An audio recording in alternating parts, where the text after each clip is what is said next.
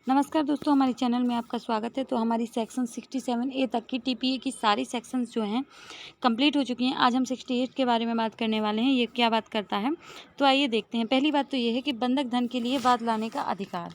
ठीक है, जो बंधक धन है उसके लिए धन वसूली का बात के बारे में ये बात करता है। बंधकदार कब बाद ला सकेगा, पहली बात तो ये बात करता है। बंधक धन के लिए बाद लाने का अधिकार बंधकदार को निम्नलिखित दशाओं में ही है, अन्य दशाओं में नहीं। मतलब जो बंधकदार है इन दशाओं में ही वाद ला सकता है, अन्यथा नहीं ला सकता है। पहली बात, जहाँ की बंधककर्ता बंधक धन के प्रति संदाय के लिए अपने आप को आबद्ध करता है व्यक्तिगत रूप से। पहली बात यह कि जो बंधक करता है वह अपने आप को प्रतिसंदाय करने के लिए आबद्ध करता है व्यक्तिगत रूप से।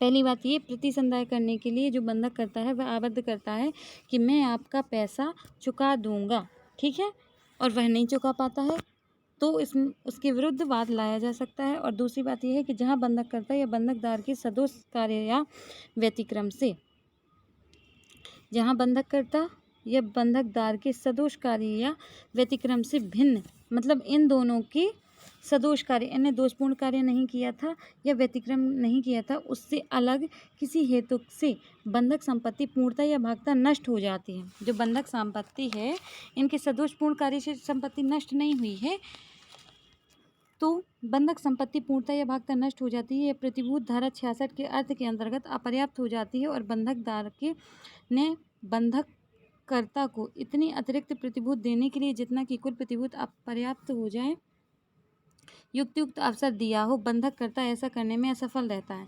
मतलब बंधकदार अब कब बाद लाएगा, यदि जो बंधक करता है जिसने बंधक संपत्ति रखी थी, जैसे ए नामक बंधक करता है, इस बंधककर्ता ने जो संपत्ति दी थी तो बंधकदार और बंधककर्ता की फॉल्ट की वजह से इस संपत्ति में कमी नहीं आई है, उस संपत्ति में प्राकृतिक वजह से ही कह सकते हैं कमी आ गई है। जो इन दोनों की फॉल्ट की वजह से तो कमी नहीं आई उस संपत्ति में, और वह संपत्ति को कमी को किस में बताया गया है, सेक्शन 66 में।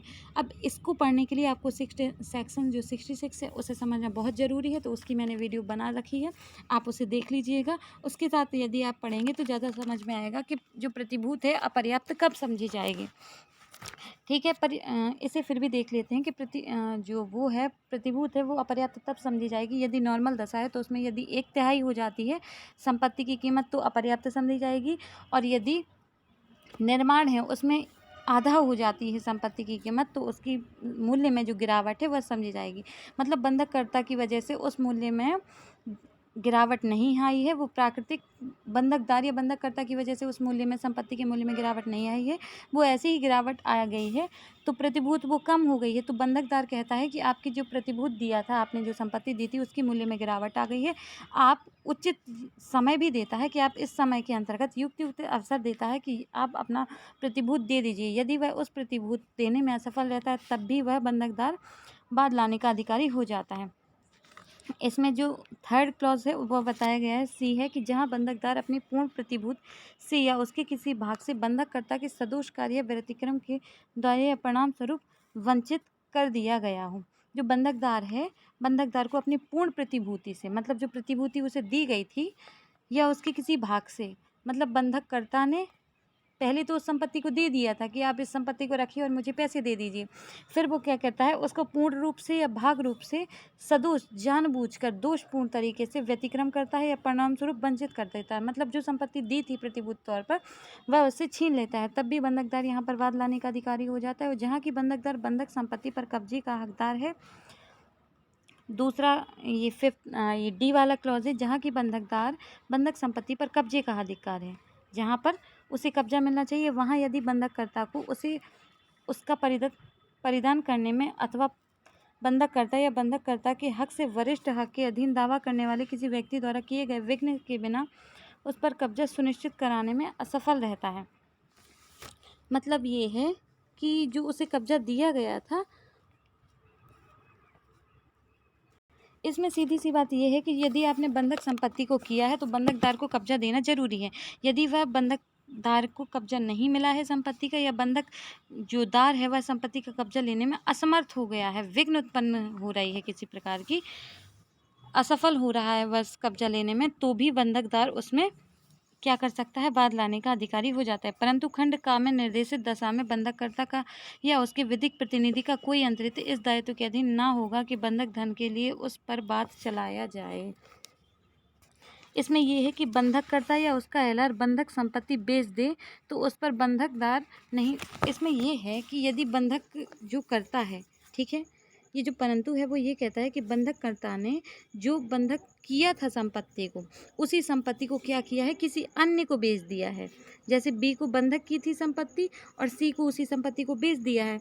तो जो बी है जिसे बंधक की थी संपत्ति, मतलब ये बंधकदार हो गया। तो बंधकदार यहाँ पर वाद लाने का अधिकारी तो होगा, परंतु यदि इसने अच्छे से संपत्ति को खरीदा है, ये अंतरित ही है, तो इसके हित को प्रतिकूल प्रभाव नहीं पड़ेगा। मतलब इस पर वाद लाने का वह अधिकारी नहीं होगा। वाद लाने का अधिकारी क्या होगा, मतलब वाद लाने की बात करता है कि यदि इस ए नामक व्यक्ति ने, जिसने बी को बंधक की थी संपत्ति और उसी संपत्ति को सी को बेच दिया है, तो जो ए है, मतलब बंधक, जो बंधकदार है, सॉरी, जो बी है, वह ए के ऊपर तो वाद ला सकता है, परंतु जैसे बेची है सी को, इसके ऊपर वाद लाने का अधिकारी नहीं होता। जहाँ की बात उपधारा एक के खंड का खा के अधीन लाया जाता है, वहाँ यदि बंधकदार अपनी प्रतिभूति का परित्याग नहीं कर देता और यदि आवश्यक हो तो बंधक संपत्ति का प्रतियंत्रण नहीं कर देता, बाद उसमें की सब कार्यवाहियों को किसी प्रतिकूल संविदा के होते हुए न्यायालय स्वविवेक में तब तक के लिए रोक सकेगा जब तक बंधकदार बंधक संपत्ति या उसमें की शेष जो बची हो उसके विरुद्ध सब उपलब्ध उपचारों को निःशेष नहीं कर देता है। इसमें जो बात की गई है वो ये बात की गई है, ये वाली क्लॉज में, एक मिनट, ये जो क्लॉज है, इस क्लॉज में ये बात की गई है कि यदि जो बंधकदार है वो अन्य तरीके से यदि संपत्ति को प्राप्त कर सकता है, ठीक है, जिस वजह से उसको क्षति या कुछ भी हुआ है, वह संपत्ति उसे नहीं मिली है, तो जिस वजह से वो किसी अन्य तरीके से पैसा पा सकता है, तो तब तक के लिए न्यायालय ऐसा कुछ भी डिक्री, वह जो कार्यवाही है रोक देगा कि आप अन्य तरीके से पहले पैसा ले लीजिए, और यदि वह सफल नहीं हो पाता है तब कार्यवाही शुरू की जाएगी। मतलब जब तक बंधकदार के पास यह अधिकार होता है कि वह अन्य तरीके से पैसा वसूल कर सकता है या प्रतिभूत ले सकता है, कुछ भी, तब तक के लिए कार्रवाई रोक देगा न्यायालय, और यदि वह असफल होता है तभी कार्रवाई आगे स्टार्ट होगा। तो आई होप दोस्तों आपको समझ में आया होगा। थैंक यू आज के लिए। यदि आपको वीडियो अच्छा लगता है तो आप सपोर्ट कर सकते हैं। यदि आपको वीडियो में कुछ कमी लगती है तो आप बता सकते हैं। Thank you, bye bye.